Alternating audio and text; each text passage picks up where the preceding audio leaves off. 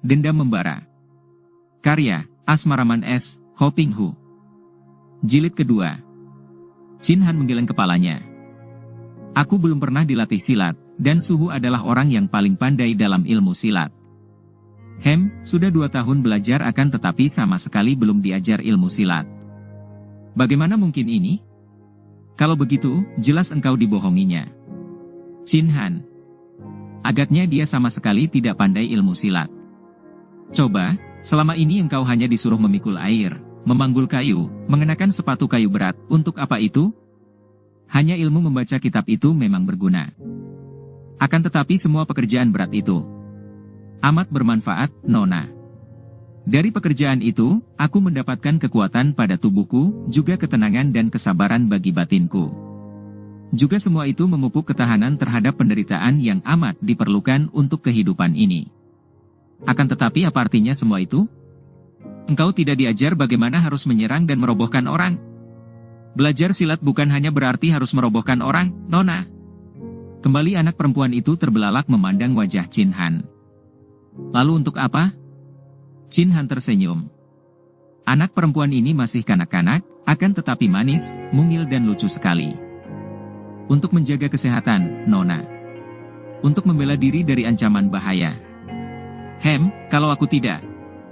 Aku ingin menjadi seorang pendekar wanita yang membela kebenaran dan keadilan, menentang kejahatan seperti watak para pendekar yang kubaca dalam cerita kitab.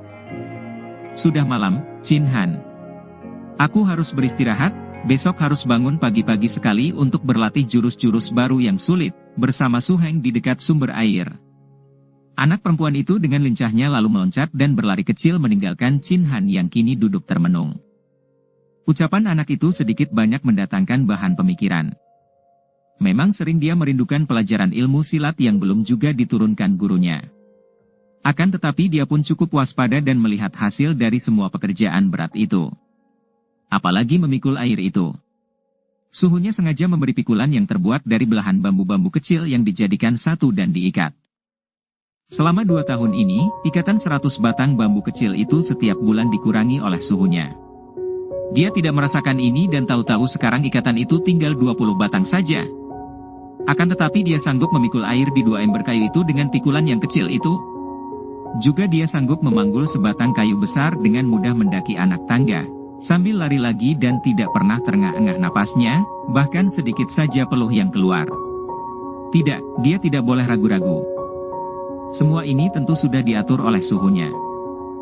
Dia mengingat-ingat lagi pelajaran atau pekerjaan apa saja yang telah diberikan oleh gurunya kepadanya selama 2 tahun ini. Memikul air dengan pikulan yang setiap bulan dikurangi besarnya. Mengangkat dan memanggul kayu bakar, kemudian membelah kayu bakar itu menjadi kayu-kayu kecil mempergunakan kapak yang setiap bulan diganti semakin besar akan tetapi semakin tumpul. Kalau dia disuruh menanak nasi atau memasak air, dia harus mengipasi api dengan berdiri dalam posisi yang tertentu, mula-mula seperti orang menunggang kuda dan dia tidak boleh mengubah posisi kedua kaki dan tubuh itu sebelum nasi yang ditanaknya matang atau air yang dimasaknya mendidih. Mula-mula pekerjaan ini membuat kedua kakinya terasa lelah dan kaku, bahkan kalau dipakai berjongkok saja terasa nyeri semua otot kedua kaki, akan tetapi lambat laun dia menjadi biasa dan kedudukan kaki itu diubah-ubah, makin lama semakin sulit. Gurunya tidak memberitahu apa gunanya dan kelihatannya memang seperti siksaan. Namun dia yakin semua ini diperintahkan gurunya untuk kebaikan dirinya, untuk menggemblengnya. Bahkan beberapa bulan terakhir ini, kalau dia memikul air atau memanggul kayu, dia diharuskan melalui lorong kecil yang dibuat gurunya, lorong dari batu-batu yang tidak rata dan licin bukan main. Beberapa kali dia terjatuh ketika melintasi lorong ini, sampai lambat laun dia mampu memikul air atau memanggul kayu melalui lorong itu sambil berlari. Dan yang terakhir ini, dia diharuskan memakai sepatu kayu yang amat berat. Pada keesokan harinya, pagi-pagi sekali dia sudah bangun dan bersembunyi di dekat sumber air untuk mengintai dan menonton Lian Hua dan Chong Bu berlatih silat. Tak lama kemudian, 2 orang anak itu datang dan mereka lalu berlatih jurus-jurus ilmu silat baru. Chin Han memperhatikan, akan tetapi dia tidak mengerti. Gerakan mereka itu baginya terlalu cepat dan terlalu sukar untuk diikuti. Hanya dia melihat bahwa kaki mereka itu membentuk kedudukan-kedudukan seperti yang pernah dilakukannya ketika dia menanak nasi dan mengipasi api. Dia mengenal kedudukan-kedudukan dua kaki, akan tetapi tidak tahu bagaimana caranya bergerak memindah-mindahkan kaki dan mengubah-ngubah posisi seperti kedua orang anak itu. Juga kedua tangan mereka amat cepat dan amat indah. Diam-diam dia mencatat beberapa gerakan dalam hatinya untuk ditirunya nanti. Demikianlah, kini seringkali Chin Han bersembunyi dan mengintai latihan silat dua orang anak ini, sementara itu, gurunya memberinya pekerjaan yang semakin lama semakin berat. Bahkan gurunya menyerahkan sebuah ikat pinggang dari besi yang berat sekali, yang harus dipasang di balik bajunya setiap kali dia bekerja berat. Demikianlah, 2 tahun lagi lewat dengan cepatnya, 4 tahun sudah Chin Han tinggal di dalam kuil itu dan dia telah menjadi seorang pemuda remaja berusia 14 tahun. Demikian tekun dia bekerja mentaati semua perintah suhunya sehingga digembleng selama 4 tahun ini, tubuhnya telah memiliki kekuatan yang luar biasa sekali sehingga tak seorang pun Huisyo yang bekerja di dapur mampu menandinginya dalam hal kekuatan atau kecepatan memikul air, atau memanggul kayu, membelah kayu dan semua pekerjaan dapur. Dan karena Chin Han amat rajin, tak pernah mengomel, juga bersikap hormat, sopan dan ramah, semua Huisyo di kuil itu, termasuk Tian Chu Huisyo, suka kepadanya. Kalau Chin Han sudah 4 tahun berada di kuil itu, Chongbu dan Lian Hua sudah belajar silat sampai 6 tahun lamanya. Kini Chongbu telah menjadi seorang pemuda berusia 15 tahun sedangkan Lian Hua seorang gadis kecil berusia 13 tahun yang semakin manis, lincah dan lucu. Semenjak pertemuan mereka pada pertama kali itu, hubungan antara Chin Han dan Lian Hua semakin akrab, walaupun jarang sekali mereka berkesempatan untuk bicara berdua saja dan rasa saling suka antara mereka lebih banyak terpendam di dalam hati masing-masing. Hubungan antara Chin Han dan Chongbu biasa saja, dan pemuda putra komandan pasukan keamanan itu kini menjadi semakin congkak saja setelah merasa bahwa dia telah menguasai ilmu silat yang lumayan tingginya. Tentu saja dia memandang rendah kepada Chin Han yang diketahuinya hanya seorang kacung yang belum pernah belajar ilmu silat, walaupun diam-diam dia mengagumi kekuatan Chin Han kalau memikul air menggunakan pikulan kecil dan memanggul kayu besar dengan kaki memakai sepatu kayu yang berat akan tetapi dapat berlari cepat mendaki anak tangga itu. Namun baginya, semua itu tidak ada gunanya. Apa artinya tenaga besar kalau tidak dapat bersilat? Seperti gentung kosong berisi angin belaka, demikian dia pernah berkata kepada sumoinya. Pada suatu pagi, seperti biasa, Chongbu dan Lian Hua berlatih ilmu silat di dekat sumber air. Mereka tidak tahu bahwa Chin Han mengintai dan nonton mereka berlatih silat, seperti biasa pula. Sudah ada beberapa jurus yang dipelajari Chin Han dari hasil mencuri lihat ini, akan tetapi hal ini disimpan rahasia, bahkan kepada Hek Din Lohan sendiri tak pernah dia memperlihatkan hasil curiannya itu. Akan tetapi pada pagi hari ini, hanya perkiraan Chin Han saja bahwa dua orang itu tidak tahu akan pengintaiannya. Sebetulnya, Chongbu dan Lian Hua sudah mengetahuinya. Ada seorang Huisyo memberitahu kepada mereka akan perbuatan Chin Han, setelah tanpa disengaja Huisyo ini melihat perbuatan Chin Han mengintai itu. Huisyo ini memang agak tidak suka kepada Chin Han, terdorong rasa iri karena kepala dapur amat menyayang pemuda itu. Chongbu dan Lian Hua berlatih dengan sengaja berpura-pura tidak tahu bahwa Chin Han sedang mengintai mereka dari balik batang pohon dan batu besar di dekat sumber air. Mari kita berlatih Sin Eng Kun, Sumoy, kata Chongbu. Baik, Su Heng, jawab Lian Hua dan mereka berdua lalu bersilat saling serang dengan ilmu silat Sin Eng Kun, silat Garuda Sakti. Gerakan mereka cepat bukan main akan tetapi Chin Han melihat betapa dalam latihan saling serang dengan ilmu silat yang sama ini, nampaklah bahwa gerakan Lian Hua masih lebih gesit dan ringan dibandingkan Su Hengnya. Tubuh mereka berkelebat dan kadang-kadang tubuh Lian Hua melayang ke atas lalu menyambar ke bawah. Mereka benar-benar tangkas dan gagah.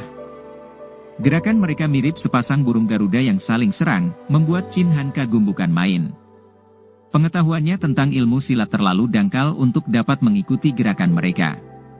Akan tetapi dia melihat betapa Chongbu terdesak dan mulai mundur-mundur mendekati tempat di mana dia bersembunyi. Dia tidak tahu bahwa memang latihan ini disengaja oleh mereka dan Chongbu sengaja mundur untuk mendekati tempat dia bersembunyi. Haiyit! Lian Hua menyerang dengan cepat. Hina ah! Chongbu meloncat menghindar, akan tetapi loncatannya jauh dan tahu-tahu dia telah tiba di samping Chin Han yang tentu saja menjadi terkejut sekali. Wah, kiranya di sini ada orang mengintai kita, Sumoy, kata Chongbu sambil menangkap lengan Chin Han dan menarik pemuda itu keluar dari balik batu besar. Dengan muka merah Chin Han membiarkan dirinya ditarik keluar. Chin Han, engkau mengintai kami berlatih? Sudah seringkah engkau melakukan hal ini? Tanya Lian Hua sambil mengerutkan alisnya, tidak mengerti bagaimana seorang seperti Chin Han yang diketahuinya selalu terbuka dan jujur itu kini dapat bersembunyi sambil mengintai orang lain. Sudah sering sekali, kata Chin Han mengangguk. Tapi mengapa? Tanya pula Lian Hua. Aku ingin sekali melihat kalian berlatih silat. Karena tidak mau mengganggu dan khawatir kalian berkeberatan, maka aku mengintai. Maafkan aku, Kongcu dan Xiaoqia. Dia membungkuk dengan sikap hormat meminta maaf. Enak saja kau. Sudah mencuri lalu meminta maaf begitu saja? Tidak, engkau harus diperlakukan sebagai pencuri. Kau kembalikan hasil curianmu dan engkau harus dihukum. Aku tidak mencuri apa-apa, akan tetapi aku sudah bersalah melakukan pengintaian dan terserah kalau mau menghukum aku, kata Chin Han pasrah karena dia sudah merasa bersalah. Sementara itu, Lian Hua diam dan menonton saja karena bagaimanapun juga, tidak senang ia melihat Chin Han melakukan pengintaian yang dianggapnya perbuatan yang tidak layak, ia kecewa melihat Chin Han yang dikaguminya itu ternyata kini suka mengintai orang. Engkau menyangkal bahwa engkau telah mencuri. Engkau mengintai kami berlatih silat. Tentu engkau telah menirunya, bukankah itu berarti engkau mencuri ilmu kami? Kiranya Bin Lohan mengejarmu untuk mencuri, ya? Pantas, memang dia bekas perampok. Chin Han mengangkat mukanya dan memandang wajah Chongbu dengan sinar mata mencorong dan alis berkerut. Aku memang telah bersalah, akan tetapi itu kesalahanku sendiri dan sama sekali tidak ada sangkut pautnya dengan Suhu. Suhuku bukan perampok, jangan engkau menghina orang. Bukan perampok, ya? Dia bekas perampok besar yang kini menjadi seorang Huishio. Tanya saja kepada para Huishio di sini. Semua orang tahu, kecuali engkau yang pura-pura tidak tahu. Buktinya sekarang dia mengajar engkau mencuri ilmu kami. Sungguh cocok guru dan muridnya. Omitohut. Tiba-tiba terdengar seruan halus dan ketika mereka menengok, tahu-tahu di situ telah berdiri Hek Bin Lohan. Lian Hua merasa rikuh sekali, akan tetapi Chongbu tidak. Dia adalah putra seorang perwira, dan murid ketua kuil itu. Takut apa menghadapi tukang masak pengurus dapur ini? Pula, dia bicara apa adanya secara terbuka karena memang dia mendengar bahwa Huishio bermuka hitam ini bekas perampok. Melihat gurunya, Chin Han cepat menjatuhkan diri berlutut di depan kakek itu. Suhu, maafkan Tacu yang membuat keributan, katanya penuh penyesalan. Chin Han, Kongcu ini benar. Memang Pinceng adalah seorang bekas perampok, seorang tokoh sesat yang telah menyadari kekeliruannya dan kembali ke jalan benar. Akan tetapi Pinceng tidak pernah mengajarkan engkau untuk mencuri. Benarkah engkau suka mengintai mereka dan meniru jurus-jurus mereka? Benar, Suhu, jawab Chin Han sejujurnya. Sudah seringkali? Sudah, Suhu. Sudah berapa banyak jurus yang kau tiru dan kau pelajari? Sudah banyak yang Tacu lihat akan tetapi Tacu tidak berhasil menirukannya, Suhu, kecuali satu jurus saja, kalau tidak salah mereka menyebut jurus itu harimau putih menerkam ular. Jurus ini sudah Tacu pelajari dan Tacu latih. Hek Bin Lohan kini menghadapi Chongbu dengan sikap tenang dan muka ramah. Nah, engkau sudah mendengar sendiri, Kongcu dan Xiaoqia. Muridku yang bodoh dan bersalah ini telah mencuri hanya satu jurus saja ilmu silat kalian, terserah kepada kalian untuk menghukumnya. Lohan, urusan kecil tidak berarti ini, sudahlah. Perlu apa dibesarkan, kata Lian Hua dengan hati tidak enak mengingat betapa tadi Suhengnya memburuk-burukan kakek ini sebagai bekas perampok. Tidak, Sumoy. Hek Bin Lohan benar. Siapa mencuri haruslah dihukum dan hasil curiannya harus dikembalikan. Aku sudah merasa bersalah, Kongcu. Kalau hendak menghukumku, silakan, akan tetapi bagaimana aku harus mengembalikan jurus yang kau anggap telah kucuri itu? Kata Chin Han dengan penasaran dan penuh penyesalan karena urusan itu ternyata telah menyangkut diri gurunya, bahkan tadi gurunya telah mengalami penghinaan. Chin Han, engkau tadi mengaku telah melatih diri dengan jurus harimau putih menerkam ular. Nah, engkau kini pergunakan jurus itu untuk menyerangku, hendak kulihat apakah engkau benar telah menguasainya atau belum. Kalau belum, biarlah ku bebaskan engkau dari mengembalikan jurus itu dan hanya akan kuhukum yang layak bagi seorang pencuri. Nah, kau seranglah aku dengan jurus itu. Berkata demikian, Chongbu memasang kuda-kuda, siap menyambut serangan Chin Han dengan jurus yang telah dikenalnya dengan baik itu. Lian Hua memandang dengan khawatir, tidak tahu harus berbuat apa. Tentu saja Qin Han menjadi bingung dan ragu-ragu, tidak berani menyerang Chong Bu dan dia menoleh ke arah gurunya.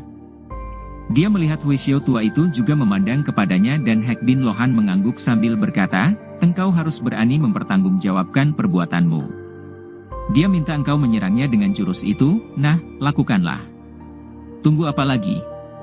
Qin Han merasa bingung sekali, akan tetapi karena dia sudah mengaku salah dan sudah sanggup menerima hukumannya, maka dia pun lalu melangkah maju sambil berseru, beginilah jurus itu. Dia meloncat ke arah Chong Bu, mengangkat kedua tangan ke atas lalu mencengkeram ke bawah, ke atas dan ke bawah lagi dengan cepatnya, mula-mula menyerang muka, kemudian mencengkeram ke arah leher dan perut. Chong Bu tentu saja mengenal baik jurus ini yang sudah dilatihnya selama bertahun-tahun, dan biarpun dia kaget melihat betapa baiknya gerakan jurus itu dilakukan oleh Qin Han, namun dia tahu bagaimana harus menghadapinya. Karena dia ingin sekaligus menghadapi jurus ini dan merobohkan Qin Han, maka dia mengerahkan tenaga untuk menangkis dan terus mendorong dengan kekuatan sepenuhnya. Disinilah letak kesalahan Chong Bu. Begitu dia menangkis dan mendorong, bukan tubuh Qin Han yang terdorong atau terpelanting, sebaliknya dia merasa seolah-olah tenaganya membalik dan dia sendiri yang terdorong sampai terhuyung-huyung ke belakang. Hal ini tidaklah mengherankan. Walaupun Chong Bu tentu saja lebih mahir menggunakan jurus itu, namun latihan selama 4 tahun telah memberi kepada Qin Han tenaga yang luar biasa, bukan sekedar tenaga otot melainkan tenaga dalam karena selain berlatih badan, dia pun digembleng dengan ilmu Siulian, Samadhi, dan cara menghimpun tenaga di dalam tubuh oleh gurunya, walaupun belum dijelaskan bagaimana kegunaan tenaga dalam itu. Chong Bu salah perhitungan dan dia terlalu memandang ringan kepada Qin Han. Kalau saja dia mengelak dan mempergunakan kecepatannya, tak mungkin dia sampai terhuyung dan tentu Qin Han takkan pernah mampu mengenai tubuhnya. Akan tetapi dia terlalu bernafsu untuk merobohkan Qin Han, maka dia menggunakan tenaga untuk menangkis, tidak tahu bahwa dalam hal adu tenaga, dia sama sekali bukan tandingan Qin Han. Dia berseru ketika terhuyung dan hampir terjengkang. Kemarahan membuat mukanya berubah merah sekali. Sekarang, terimalah hukumanmu sebagai pencuri, teriaknya dan dia pun menyerang kalang kabut, mempergunakan ilmu silat Xiao Limpai yang dipelajari selama 6 tahun ini dari Tian Chu Huixiao.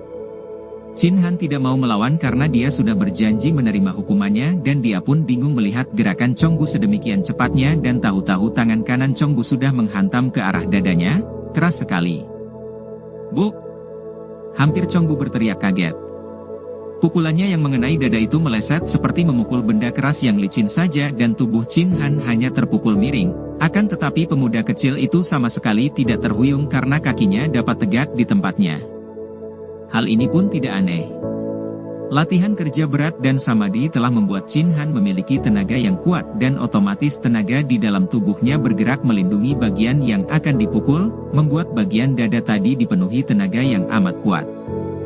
Sementara itu, kedua kakinya juga sudah dilatih memasang kuda-kuda yang dilakukan dengan tekun sambil mengipasi api di dapur sehingga kedua kakinya dapat memasang kuda-kuda sedemikian kuatnya seolah-olah berakar. Karena penasaran, kembali Chong Bu memukul, tidak kalah kuatnya dari pukulan pertama tadi, sekarang leher yang menjadi sasaran. Des! Kembali leher Qin Han yang sebelah kiri terkena pukulan kuat sekali dan untuk kedua kalinya pukulan itu meleset. Sekali ini pun Qin Han tidak roboh atau terhuyung, hanya melangkah ke samping satu langkah saja untuk menahan keseimbangan tubuhnya. Marahlah Chong Bu. 2 kali pukulannya tidak mampu merobohkan Qin Han, bahkan selalu meleset dan kacung itu terhuyung pun tidak. Dia lalu menyerang dengan cepat dan bertubi-tubi, memukul, menampar dan menendang. Repotlah Qin Han sekarang. Dia dipukul dan ditendang bertubi-tubi, akan tetapi anehnya, dia tidak pernah roboh dan kedua kakinya melangkah ke sana-sini dengan amat sigapnya. Ini adalah berkat latihannya memikul air dan memanggul kayu melalui lorong yang dibuat oleh gurunya, yang amat licin itu. Latihan ini membuat dia mampu mengatur langkah-langkah sedemikian rupa sehingga dia dapat bertahan dan tidak akan terjatuh biarpun diserang secara hebat dan bertubi-tubi oleh Chong Bu. Suara pukulan dan tendangan yang mengenai tubuhnya itu terdengar bak-bik-buk dan pakaiannya sudah robek-robek. Melihat betapa Qin Han belum juga roboh, Chong Bu menjadi semakin penasaran dan marah, dan dia terus menyerang tanpa ingat lagi bahwa hukuman yang dijatuhkannya itu sudah melampaui batas. Biarpun tubuh Chin Han amat kuat seolah-olah memiliki kekebalan luar, namun dia tidak dapat melindungi mukanya ketika Chong Bu yang penasaran itu kini menyerang mukanya. Bibirnya pecah berdarah, juga hidungnya berdarah ketika terkena pukulan. Akan tetapi, pengalaman dihajar orang ini mendatangkan sesuatu yang menarik hati Chin Han. Dia mulai dapat melihat meluncurnya pukulan atau tendangan, dan dengan kelincahan kakinya, dia mulai mampu mengelak. Hajaran ini baginya seperti latihan saja, walaupun bukan latihan silat, setidaknya latihan menghindarkan diri dari serangan lawan. Melihat betapa muka Chin Han berdarah, Lian Hua cepat meloncat ke depan dan menengahi mereka sambil berteriak, "Su Heng, cukup, Su Heng." Chong Bu sudah mandi keringat, berbeda dengan Chin Han yang sama sekali belum mengeluarkan peluh dan kini dia berdiri sambil menyusuti darah yang keluar dari hidung dan bibirnya yang terluka. Mukanya ada tanda-tanda pukulan, agak membengkak dan membiru. Dengan napas agak memburu, karena lelah, dan juga marah, Chong Bu hendak mendorong sumoinya agar minggir. "Tidak, aku harus menghajarnya," bentaknya. "Engkau sudah menghajarnya, dan sudah berlebihan," kata pula Lian Hua. "Sudah, mari kita pergi." "Tidak. Su Heng, kalau kau lanjutkan, aku akan marah dan aku akan membela Chin Han untuk menandingimu." Tiba-tiba anak perempuan itu mengambil sikap tegas dan keras. Chong Bu terkejut dan sejenak mereka saling pandang dengan marah. Akhirnya Chong Bu mengalah. Tak mungkin dia akan berkelahi melawan Lian Hua. Akan tetapi hatinya tidak puas karena dia belum berhasil merobohkan Chin Han. Lian Hua menghampiri Chin Han. "Chin Han, engkau tidak apa-apa?" Chin Han tersenyum dan menggeleng kepala.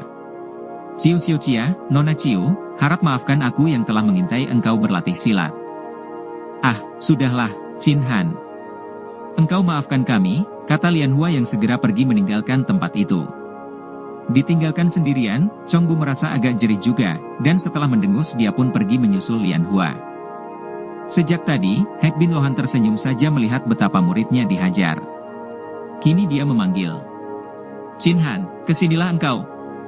Chin Han menghampiri gurunya dan berlutut, akan tetapi kakek itu menyentuh pundaknya. "Berdirilah, aku ingin melihat mukamu." Chin Han berdiri dan kakek itu mengamati muka muridnya, bukan untuk melihat keadaan muka yang dipukuli tadi, bukan melihat luka-lukanya, melainkan untuk melihat sinar matanya dan juga seri wajahnya.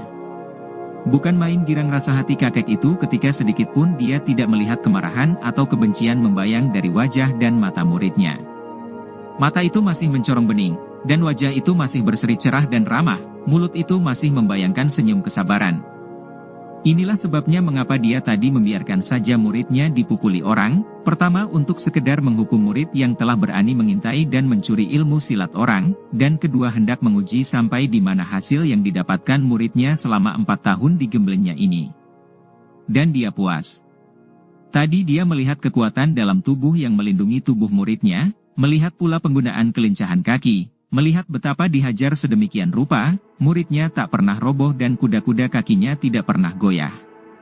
Hal ini membuktikan bahwa latihan yang tersembunyi di dalam kerja keras selama 4 tahun telah memperlihatkan hasilnya dengan baik sekali. Akan tetapi, yang paling menggembirakan hatinya adalah melihat betapa disiksa orang seperti itu, sedikit pun tidak bangkit kebencian atau kemarahan dalam hati Chin Han. Inilah hasil yang paling tinggi dan paling baik. Cuci mukamu dan bekerjalah seperti biasa. Mulai malam nanti, Pinceng akan mengajarkan ilmu silat kepadamu. Terima kasih, Suhu, terima kasih. Dengan girang sekali, Chin Han menjatuhkan dirinya berlutut dan berkali-kali membenturkan dahinya di atas tanah. Kalau begini jadinya, mau rasanya dia dihajar sekali lagi oleh Chong Bu. Mulai malam hari itu, Chin Han menerima pelajaran ilmu silat dari gurunya. Karena tubuhnya sudah kuat dan kedua kakinya sudah dapat membuat kuda-kuda dengan kokoh pula, maka mulailah dia mempelajari dasar-dasar ilmu silat, langkah-langkah dan gerakan tubuh ketika membuat langkah-langkah itu. Dia belajar dengan tekun sekali. Beberapa bulan kemudian setelah terjadinya peristiwa di dekat sumber air itu, utusan Ciu Taijin dan Kim Chiang Kun datang untuk menjemput anak-anak mereka. Utusan itu menyampaikan berita dari Ciu Taijin yang menghaturkan terima kasih kepada Tian Chu Huixiao yang sudah mendidik putrinya, dan putra Kim Chiang Kun selama 6 tahun dan memberitahukan bahwa mulai sekarang kedua orang anak mereka akan melanjutkan pelajaran ilmu silat di kota, di mana telah diundang guru-guru silat yang pandai. Tian Chuhuisio yang sebenarnya mengajarkan ilmu silat kepada dua orang anak itu karena sungkan dan terpaksa untuk membalas budi Ciu Taijin dan Kim Chiang Kun, melepas kedua orang murid itu pergi setelah memberi wejangan-wejangan agar mereka dapat menjadi orang yang berjiwa pendekar. Ketika dua orang remaja itu berpamit kepada Chin Han, sikap Chong Bu berubah baik sekali. Bagaimanapun juga, dia merasa bahwa di samping Lian Hua, Chin Han merupakan satu-satunya pemuda yang sebaya dengannya dan sebelum terjadi keributan di dekat sumber air, dia memang sudah bersikap baik kepada Chin Han, walaupun dia selalu merasa lebih tinggi. Kini dia memegang kedua tangan Chin Han dan wajahnya berseri ketika dia berpamit. Chin Han, selamat tinggal. Kalau kelak engkau sudah meninggalkan kuil ini dan kebetulan lewat di kota Tong'an, jangan lupa untuk singgah di rumahku, ya. Ingat saja, ayahku adalah Kim Chiang Kun, kepala keamanan kota Tong'an, dan ayah dari Sumoy adalah Ciu Taijin, kepala daerah Tong'an, kata Chong Bu. Ya, engkau singgahlah di rumah kami, Chin Han. Dan sekali lagi, maafkan atas segala kesalahanku, ya, kata Lian Hua dengan ramah sekali. Dua orang anak itu kelihatan gembira bukan main karena dijemput dan hendak pulang ke kota tempat tinggal mereka. Sudah 6 tahun mereka tinggal di tempat sunyi ini dan mereka bosan, setiap hari hanya belajar ilmu silat dan membaca kitab-kitab agama. Mereka merasa rindu kepada keluarga, rindu kepada keramaian dan tontonan kota, rindu pula akan makanan enak walaupun di kuil itu mereka pun mendapatkan hidangan yang bermacam-macam, berbeda dengan makanan para penghuni kuil yang bersahaja. Tidak ada yang harus dimaafkan, bahkan aku yang minta maaf kepada kalian, kata Chin Han, merasa terharu dan gembira juga melihat perubahan sikap Chong Bu. Anak itu memang tidak memiliki watak jahat, pikirnya, hanya keras hati dan agak congkak. Kelak kalau ada kesempatan, tentu aku akan singgah di rumah kalian. Setelah dua orang anak itu pergi meninggalkan kuil, Chin Han merasa kehilangan. Apalagi kalau dia teringat kepada Lian Hua, gadis remaja yang manis wajah dan halus budinya itu. Dia merasa kesepian. Untunglah bahwa dia sedang tekun-tekunnya mempelajari ilmu silat yang mulai diajarkan oleh Hek Bin Lohan. Maka dengan membenamkan diri ke dalam latihan-latihan, dia melupakan perasaan kesepian itu. Selama 2 tahun Chin Han digembleng dengan dasar-dasar ilmu silat sehingga kedua kakinya dapat membuat langkah-langkah dan geseran-geseran lemah sekali di samping kokoh kuat seperti batu karang di tepi samudera. Setelah kaki tangannya memiliki kelenturan dan kokoh kuat, barulah Hek Bin Lohan mengajarkan ilmu silat simpanannya yang hebat, yaitu Sin Leong Kun, silat naga sakti, yang amat dahsyat. Kakek ini masih mempergunakan gaya lama dan peraturan kuno yang keras dan sulit dalam mengajarkan ilmu silat. Namun kalau orang mempelajari ilmu silat secara ini, ilmu itu akan mendarah daging di tubuhnya, dikuasainya lahir batin, tidak hanya dikuasai kulitnya saja. Karena itu, ilmu silat yang ringkasannya dapat dipecah menjadi kurang lebih 40 jurus itu, oleh Hek Bin Lohan dipecah menjadi 72 jurus. Pinceng mempunyai 2 macam ilmu silat simpanan yang dahulu selalu menjadi andalan Pinceng. Melihat betapa engkau memiliki tubuh kuat sekali, maka kedua ilmu silat itu cocok untuk kau pelajari, Chin Han. Keduanya membutuhkan kekuatan otot. Yang pertama adalah Sin Leong Kun yang banyak menggunakan serangan dari bawah, tendangan-tendangan yang sulit dilawan. Adapun yang kedua adalah Kim Tiao Kun, silat Raja Wali Emas, yang juga mengandalkan tenaga otot, akan tetapi banyak melakukan serangan dari atas. Kedua ilmu silat ini selama bertahun-tahun Pinceng pelajari dan selama ini Pinceng mencoba untuk menggabungnya dan baru-baru ini Pinceng merasa berhasil. Gabungan kedua ilmu silat ini sengaja Pinceng rangkai untukmu. Tentu saja Chin Han merasa girang bukan main, juga berterima kasih karena ternyata suhunya itu, yang nampaknya selama ini seperti acuh dan hanya menyuruh dia bekerja berat, kiranya diam-diam telah merencanakan pelajaran khusus untuk dirinya. Maka dia pun amat tekun mempelajari ilmu silat itu dan mentaati seluruh petunjuk gurunya, betapapun beratnya latihan yang harus dilakukannya. Atas perintah suhunya, semua ilmu silat yang dipelajarinya dan dilatihnya, dilakukan, secara sembunyi dan di luar pengetahuan para Huisio di kuil itu. Hanya Tian Chuhuisio seoranglah yang tahu bahwa Hek Bin Lohan adalah seorang yang memiliki ilmu kepandaian tinggi. Bagi para Huisio lainnya, kakek ini hanyalah seorang Huisio yang dipercaya penuh oleh ketua mereka dan menjadi kepala dapur, pandai memasak dan pendiam. Dan Chin Han bagi mereka hanyalah seorang kacung dan pembantu kepala dapur itu yang bertenaga besar dan mampu menyelesaikan semua tugas dapur yang berat-berat tanpa minta bantuan mereka. Sama sekali mereka tidak pernah mengira bahwa pemuda itu kini dengan pesatnya telah menguasai ilmu-ilmu silat yang amat tinggi dan menjadi orang yang jauh lebih lihai dibandingkan mereka yang sudah lama mempelajari ilmu silat. Chin Han tidak pernah mengeluarkan sepatah pun kata yang mengandung dendam dan juga tidak pernah memperlihatkan sikap mendendam. Namun, jauh di sebelah dalam lubuk hatinya, sesungguhnya api dendam itu tidak pernah padam. Setiap kali pikirannya termenung dan ingatannya membayangkan kembali segala yang telah terjadi atas diri ibunya, betapa ibunya diperkosa orang di depannya, kemudian mendengar cerita ibunya bahwa ayah kandungnya diracun orang dan ibunya dipermainkan, betapa kemudian ibunya diberikan begitu saja seperti barang bekas setelah majikannya merasa bosan, sehingga ibunya diperkosa orang dan akhirnya membunuh diri, perasaan hatinya seperti ditusuk-tusuk pedang berkarat dan berlubang-lubang. Dia berjanji dalam hati sendiri bahwa kalau sudah tiba saatnya, dia akan membalas dendam kepada mereka yang menyebabkan kematian ayah bundanya. Dia akan membunuh Lui Taijin, jaksa di kota Wanxian itu, kemudian dia pun akan membunuh Pang Lok, tukang kebun jaksa itu, yang telah memperkosa ibunya di depan matanya sehingga ibunya kemudian membunuh diri. Hanya kedua orang itu saja dan dia maklum bahwa sebelum dia dapat membunuh mereka untuk membalas dendam atas kematian ayah ibunya, maka dia takkan pernah merasa tentram dalam hidupnya. Dengan ketekunan luar biasa, dia berlatih dan waktu berjalan dengan amat cepatnya, tahu-tahu sudah 9 tahun dia berada di kuil itu. Kini dia telah menjadi seorang pemuda dewasa, berusia 19 tahun. Dan pagi hari itu dia dipanggil gurunya.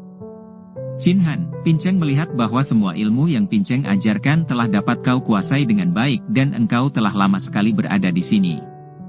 Sekarang engkau telah dewasa, Chin Han, bagaikan seekor burung, sayapmu telah kuat sehingga sudah sepatutnya kalau engkau meninggalkan sarang dan terbang sendiri menempuh kehidupan di alam luas. Hari ini juga, engkau tinggalkanlah kuil ini. Pergunakan semua ilmu yang telah kau pelajari di sini untuk membela kebenaran dan keadilan, menentang kejahatan.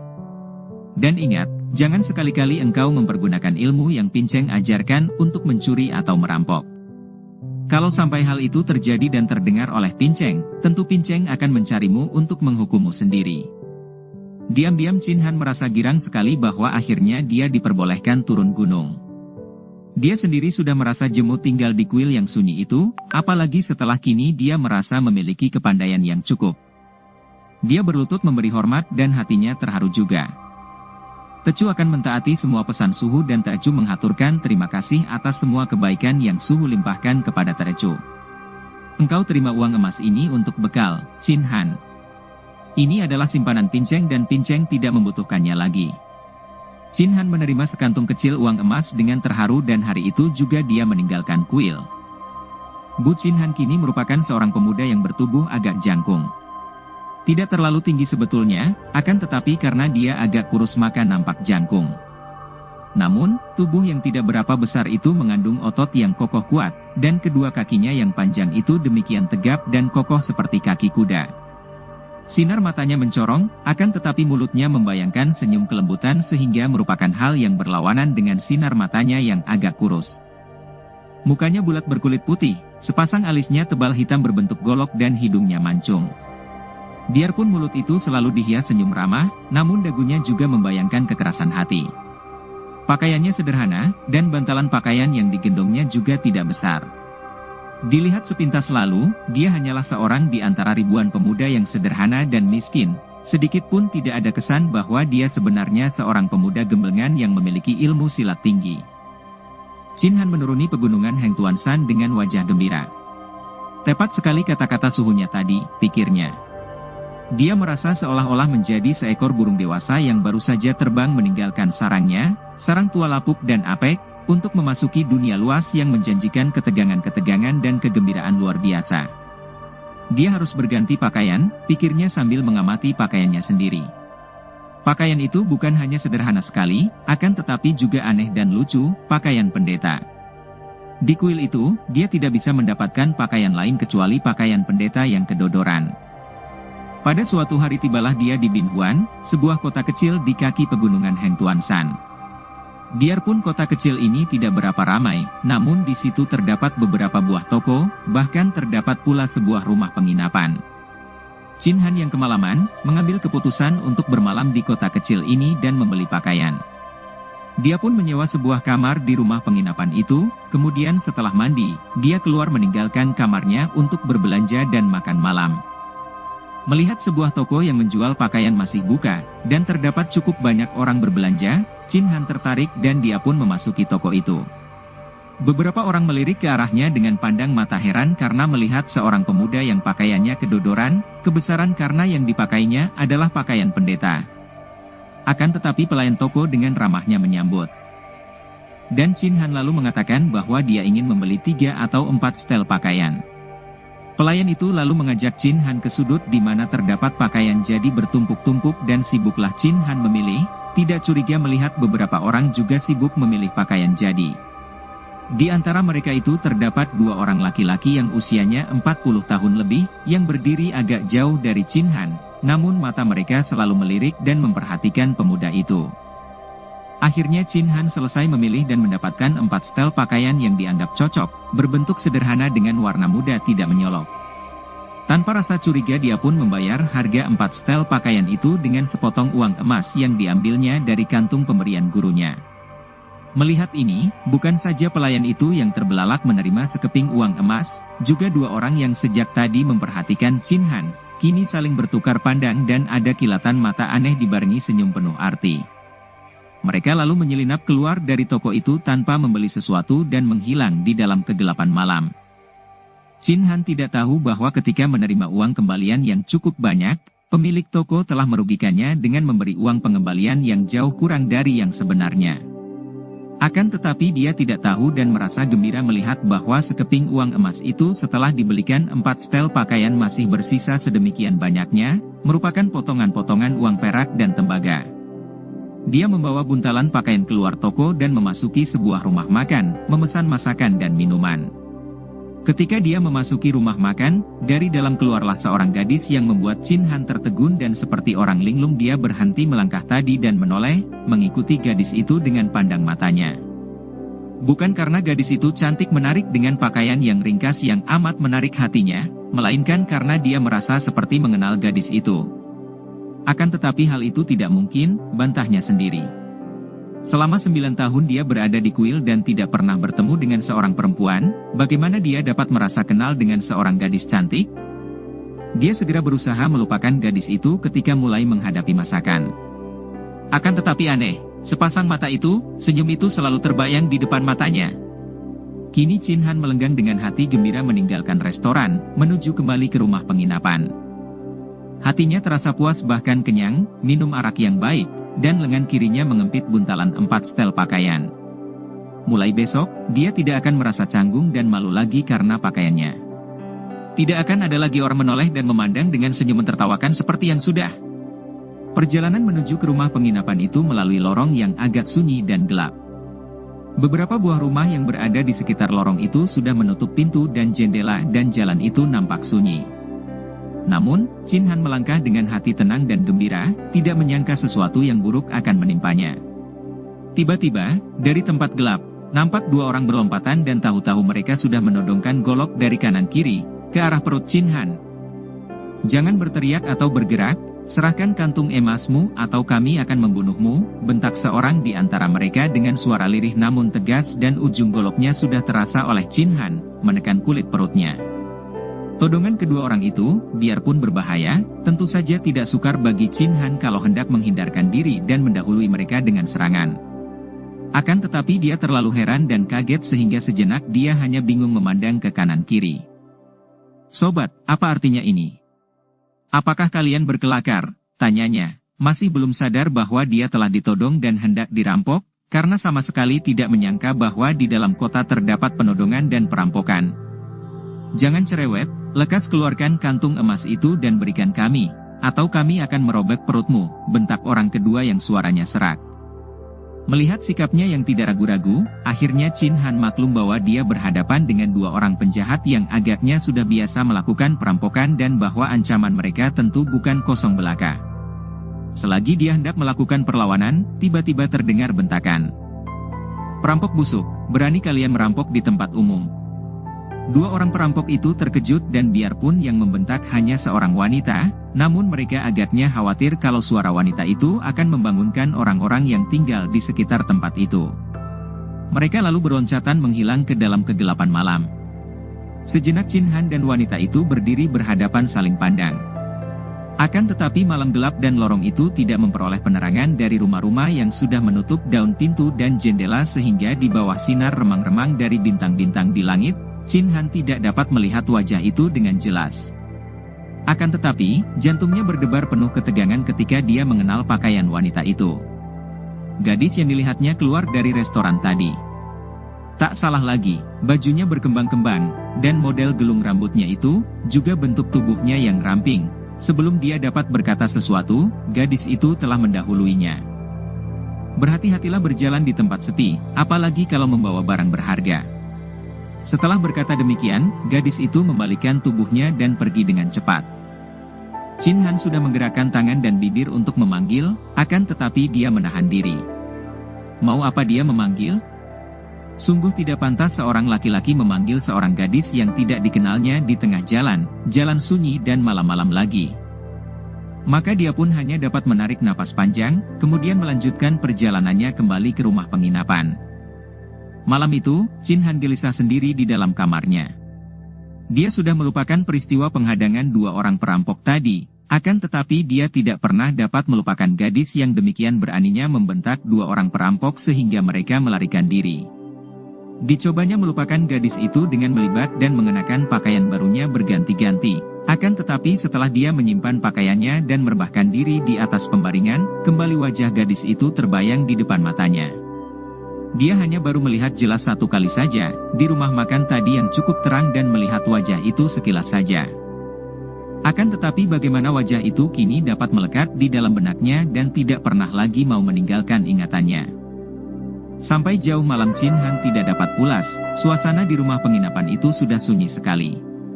Beberapa orang yang tadi bermain maciok di ruangan belakang dan membuat gaduh dengan permainan itu, kini agaknya sudah tidur semua. Suasana sunyi sekali. Tiba-tiba Chin Han mendengar suara yang tidak wajar. Suara gerakan orang di atas genteng. Dia merasa yakin benar akan pendengarannya dan dengan hati-hati dia pun mengenakan sepatu dan pakaian, lalu dengan hati-hati membuka daun jendela dan melompat keluar. Tak lama kemudian dia sudah melayang naik ke atas genteng dan mengintai.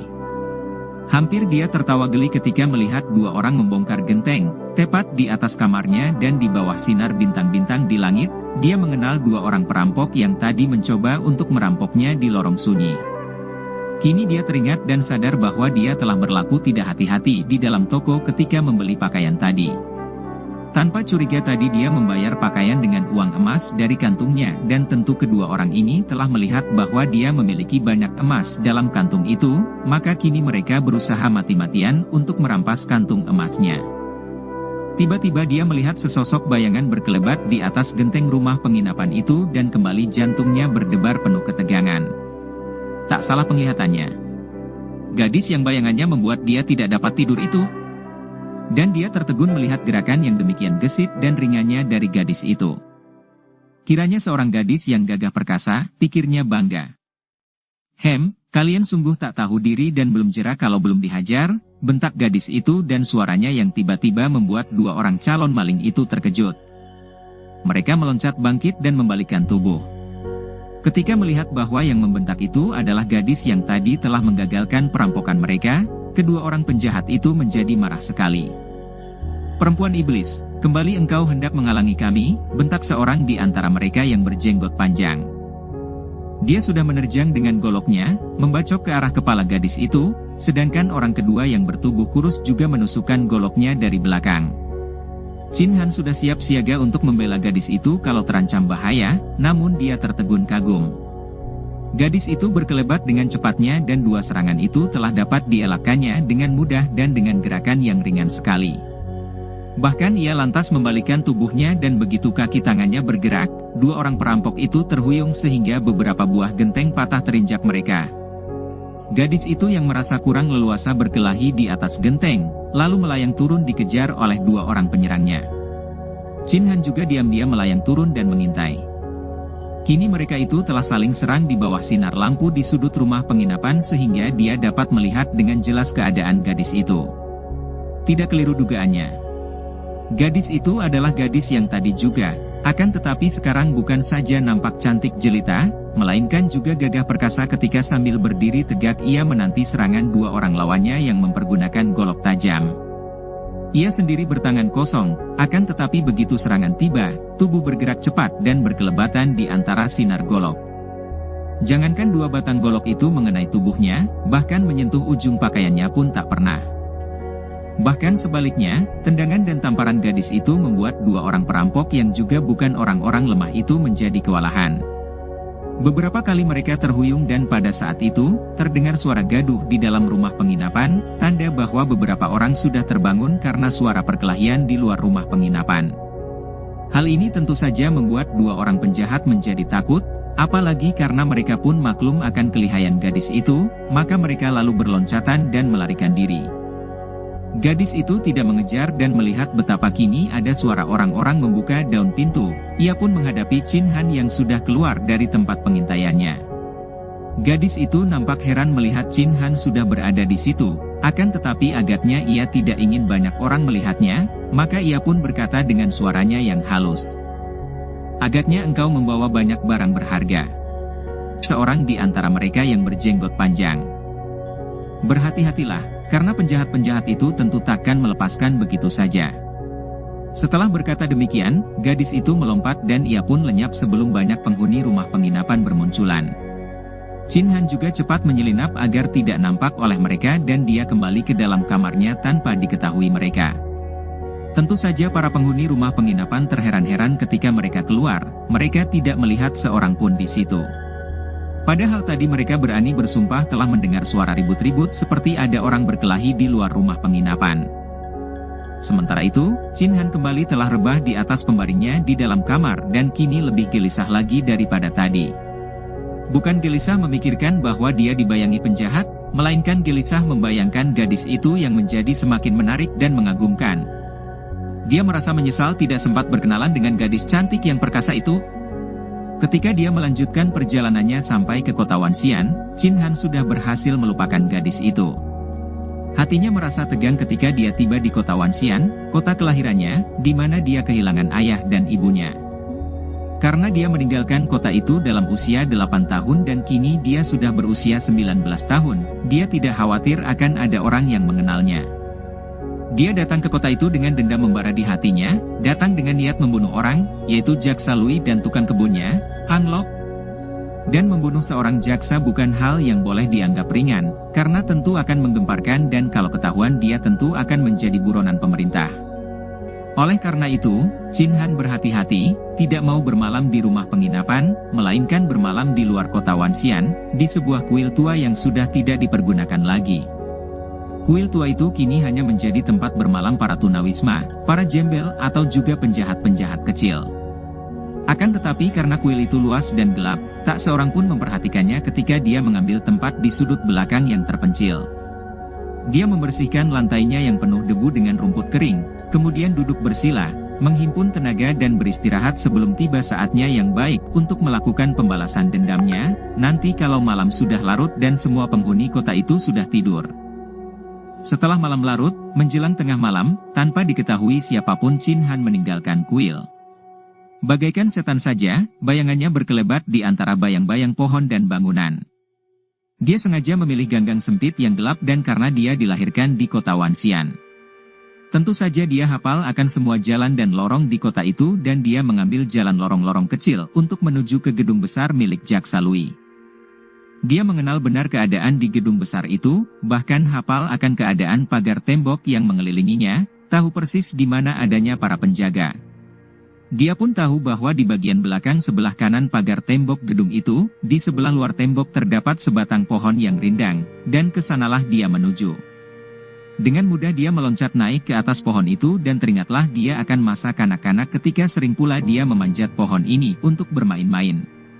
Dari atas pohon yang kini telah tumbuh besar sekali itu Chin Han dapat melihat keadaan di sebelah dalam, di balik pagar tembok itu.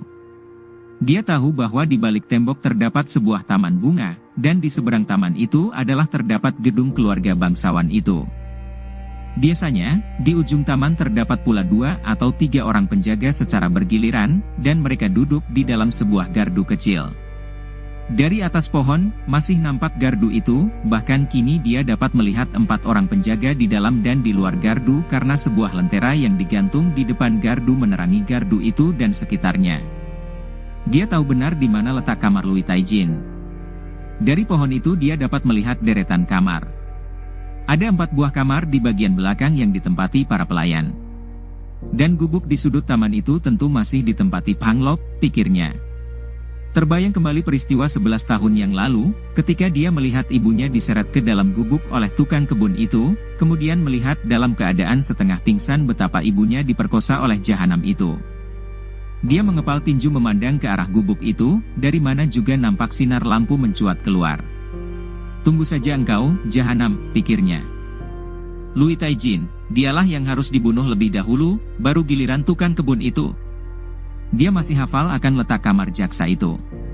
Di sebelah dalam, kamar induk yang besar, di sana pembesar itu tidur bersama seorang di antara selir-selirnya, atau tidur di kamar Lui Toanio, istri pertama yang kamarnya berada di sebelahnya, bersambung pula dengan kamar putri mereka, Lui Kim Eng.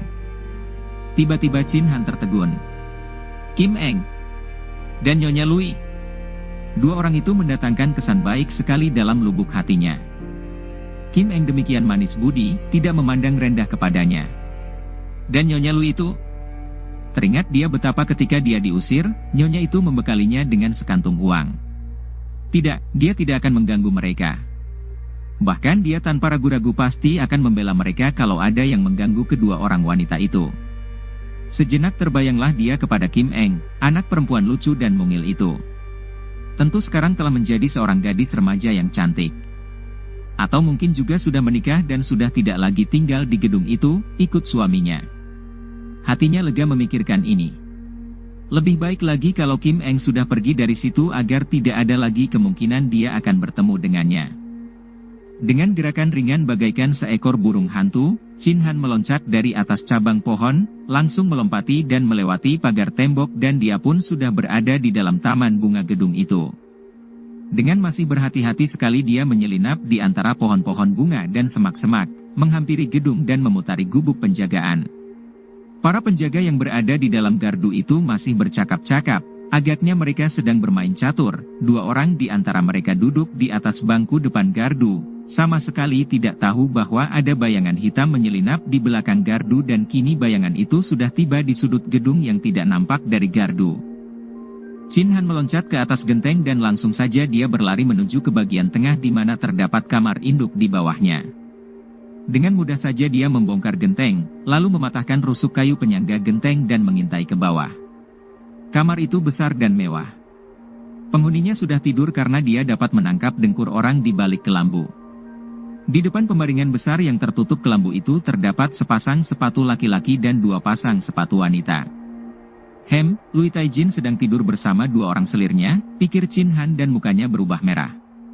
Sampai sekarang, pembesar itu ternyata masih saja merupakan seorang laki-laki yang menjadi hamba nafsunya, bersenang-senang dengan wanita. Karena wataknya itulah maka ibu kandungnya menjadi korban dan ayahnya pun sampai dienyahkan agar pembesar rakus itu dapat menguasai ibunya. Teringat akan semua ini, kemarahan besar membakar hatinya dan dengan ringan sekali Chin Han melayang masuk ke dalam kamar itu. Kedua kakinya tidak mengeluarkan suara ketika dia hinggap di atas lantai dalam kamar itu. Dia menghampiri pembaringan, akan tetapi ketika tangannya sudah menjangkau ke depan untuk menyingkap kelambu, dia menahan tangannya dan mukanya menjadi semakin merah. Dia merasa betapa tidak sopannya membuka kelambu tempat tidur orang di mana sedang tidur seorang laki-laki bersama 2 orang selirnya. Jaksa Lui, keparat busuk, bangunlah! Akhirnya dia membentak dan menendang pinggiran tempat tidur sehingga pembaringan itu terguncang keras. Terdengar jeritan-jeritan wanita. Kelambu terkuak dari dalam dan 2 orang wanita muda cantik, dalam keadaan setengah telanjang dan menutupi tubuh dengan selimut, berhamburan keluar dari pembaringan. Seorang laki-laki yang bertubuh pendek gemuk, dengan perut gendut sekali, menggelinding keluar dari pembaringan saking takutnya dan melihat orang ini, Chin Han tertegun. Orang ini bukan Lui Taijin. Biarpun sudah 11 tahun terlewat, dia tentu akan mengenal Lui Taijin yang tentu telah berusia lebih dari 50 tahun. Akan tetapi orang ini berusia 40 tahun lebih dan tubuhnya pendek gendut, sebaliknya dari tubuh Lui Taijin yang tinggi kurus, juga wajahnya sama sekali berbeda. "Siapa engkau?" Qin Han membentak sambil mencengkeram rambut orang itu dengan sikap mengancam. "Dan katakan di mana adanya Lui Taijin." Akan tetapi, orang gendut itu ternyata bukan orang lemah dan bukan pula penakut. Dia meronta dan kedua tangannya bergerak menyerang ke depan, yang kanan mencengkeram ke arah muka Qin Han sedangkan yang kiri menghantam ke arah dada pemuda itu. Gerakannya cukup cepat dan kuat, tanda bahwa si gendut ini pandai silat pula. Karena bukan ini orang yang dicarinya, Qin Han tentu saja tidak berniat membunuhnya, maka dia melepaskan cengkeraman pada rambut dan mendorongnya ke belakang. Gagallah serangan orang itu, bahkan tubuhnya terjengkang keras dan terbanting ke atas lantai. Segera dia berteriak-teriak memanggil pengawal dan saat itu, dua orang wanita muda yang tadi sudah turun terlebih dahulu dari pembaringan dan sekarang saling rangkul di sudut kamar sambil menangis dan lantai di bawah mereka basah karena mereka terkencing-kencing saking takutnya, mereka pun mulai menjerit-jerit. Menghadapi keributan ini, Qin Han menjadi bingung.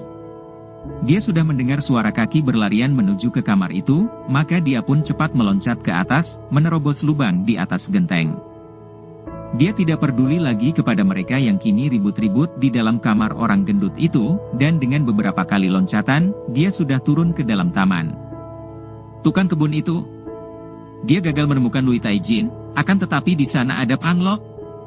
Teringat kembali dia akan perbuatan Pang Lok yang memukulnya roboh, kemudian memperkosa ibunya di depan matanya dan kemarahannya pun berkobar. Dia akan berurusan dengan Lui Taijin, hal ini sudah pasti, akan tetapi kelak, setelah dia menghajar Pang Lok lebih dahulu. Dengan beberapa kali loncatan saja dia sudah tiba di depan gubuk yang masih terang dan dengan marah dia menendang pintu gubuk itu. Brak! Pintu itu jebol dan Qin Han meloncat ke dalam. "Hai!" Dari dalam terdengar orang berteriak dan kembali Qin Han tertegun ketika melihat orang yang bangkit dari pembaringan itu. Bukan Pang Lok? Orang ini pun belum 40 tahun usianya, sedangkan Pang Lok sekarang tentu sudah 50 tahun lebih, dan orang ini bermuka hitam dan tubuhnya kurus kecil, tidak seperti Pang Lok yang tinggi besar dan bermuka bopeng. Tidak ada orang lain lagi di dalam pondok ini dan orang itu pun kini sudah membentaknya dengan marah. "Siapakah engkau dan mau apa masuk merusak daun pintu? Apakah engkau sudah bosan hidup? Akan kupanggil penjaga dan..." Qin Han sudah bergerak ke depan dan sekali jari tangannya bergerak menotok, orang itu pun terkulai lemas. Dia cepat menangkap dan mengempit tubuh orang itu dan dibawanya lari menuju ke pagar tembok. Ada beberapa orang penjaga melakukan pengejaran ketika melihat bayangannya. Mereka berteriak-teriak menyuruhnya berhenti, akan tetapi Qin Han melanjutkan larinya dan meloncat ke atas pagar tembok, kemudian menghilang ke dalam gelap sambil mengempit tubuh orang yang menghuni gubuk tukang kebun di sudut taman itu. Gegerlah gedung tempat tinggal pembesar itu. Sang pembesar gendut marah-marah dan mengerahkan para prajurit pengawal untuk mencari pemuda tadi, namun usaha mereka sia-sia belaka. Bahkan ketika pasukan keamanan melakukan pencarian di dalam kota, di penginapan-penginapan, pada waktu itu Qin Han sudah berada jauh di luar kota, di sebuah tempat yang sunyi bersama tawanannya. "Ampunkan saya. Saya orang miskin tidak punya apa-apa. Saya hanya seorang pekerja biasa." Orang itu meratap ketika Qin Han melempar tubuhnya ke atas tanah dan membebaskan totokannya. Orang itu berlutut dengan ketakutan, "Aku tidak akan menyakitimu kalau saja engkau mau mengaku sejujurnya. Apakah engkau tukang kebun di rumah gedung itu?" "Benar, Kongcu, Tuan Muda." Qin Han menahan senyumnya mendengar dia disebut Tuan Muda, akan tetapi dia tidak peduli. "Lalu di mana adanya Pang Lok, tukang kebun yang dulu?" Saya tidak mengenal orang yang bernama Pang Lok. Ketika saya bekerja di sana, 7-8 tahun yang lalu, pondok itu sudah kosong. Agaknya Kongcu maksudkan tukang kebun dari majikan yang dahulu. Qin Han terkejut dan teringat akan laki-laki gendut itu. "Bukankah gedung itu rumah kediaman keluarga Jaksa Lui?" "Bukan, Kongcu. Majikan saya adalah Jaksa Tio." "Si gendut itu?" "Benar, majikan saya, Kyo Taijin. Bertubuh gemuk." "Ah, Kini tahulah Chin Han bahwa orang-orang yang dicarinya, Lui Taijin dan Pang Lok, sudah tidak lagi tinggal di tempat itu. Jadi keluarga Lui sudah pindah? Ceritakan, sejak kapan mereka pindah dan kemana pindahnya? Saya tidak tahu dengan jelas, Kong Chu, hanya mendengar dari percakapan para pengawal. Katanya, bangsawan yang dahulu tinggal di situ, Lui Taijin, sudah pindah dan pulang kampung mereka dan sejak itu, kami tidak pernah lagi mendengar kabarnya. Itu pun saya dengar dari para prajurit. Di mana kampung mereka itu? Kabarnya di dusun. Dusun Liang. Oke Bun, ya, dusun Liang Bun di dekat kota Binhuan. Benar, sekarang saya teringat, mereka pindah ke dusun itu yang menjadi kampung halaman Lui Taijin. Chin Han mengangguk-angguk, girang juga mendengar keterangan ini, akan tetapi juga terkejut karena kota Binhuan adalah kota yang terletak di kaki pegunungan Heng Tuanshan itu, di mana dia diganggu perampok. Kiranya selama ini keluarga Lui tinggal tidak jauh dari kuil di mana dia tinggal, kalau dia tinggal di puncak Bukit Mawar, satu di antara bukit-bukit di pegunungan Heng Tuanshan, keluarga Lui tinggal di kaki pegunungan itu. Dan di mana adanya Pang Lok, dahulu tukang kebun dari keluarga Lui? Maaf, Kong Chu, sungguh mati saya tidak tahu dan para prajurit itu tidak pernah membicarakan tentang dia. Chin Han mengangguk-angguk. Siapa yang akan bicara tentang seorang tukang kebun? Akan tetapi, kalau dia sudah dapat menemukan Lui Taijin, kiranya tidak akan sukar menemukan di mana adanya tukang kebun itu. Bahkan mungkin sekali Pang Lok sekarang masih menjadi pelayan keluarga Lui.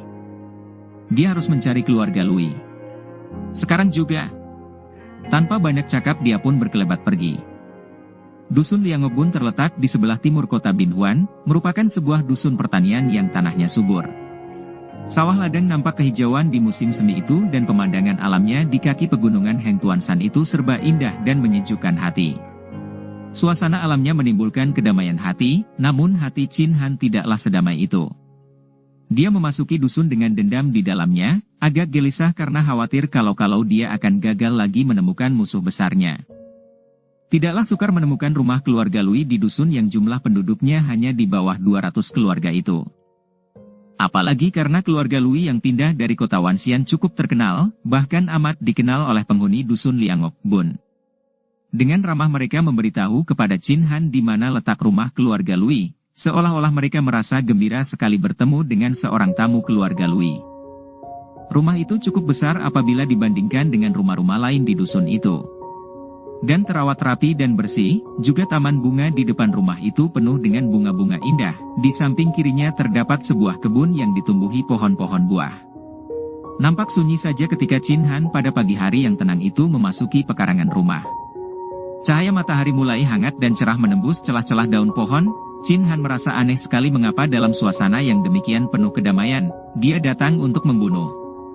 Akan tetapi, dendam dalam hatinya haruslah dihanyutkan dalam perbuatan, dalam pembalasan yang sudah diinginkannya sejak bertahun-tahun. Begitu dia tiba di beranda yang nampak sunyi dan kosong, dia mendengar langkah kaki dari dalam. Dia berdiri dan memperhatikan, lalu melihat munculnya seorang laki-laki berusia kurang lebih 40 tahun, berpakaian seperti pelayan, muncul dari dalam dan memandang kepadanya dengan ramah. "Ai, kiranya ada tamu," kata orang itu sambil menghampiri Chin Han, memandang penuh perhatian lalu melanjutkan, "Saya belum pernah melihat Kong Chu. Siapakah Kong Chu ini dan ada keperluan apa datang berkunjung?" Pertanyaannya tetap ramah dan mengandung keheranan karena bagaimanapun juga, dari sikap dan pakaiannya dia dapat menduga bahwa pemuda yang datang ini bukanlah seorang pemuda dusun itu, bahkan sama sekali bukan seorang pemuda petani. Bersambung. Dukung kami dengan subscribe, follow, like, komen dan share. Terima kasih.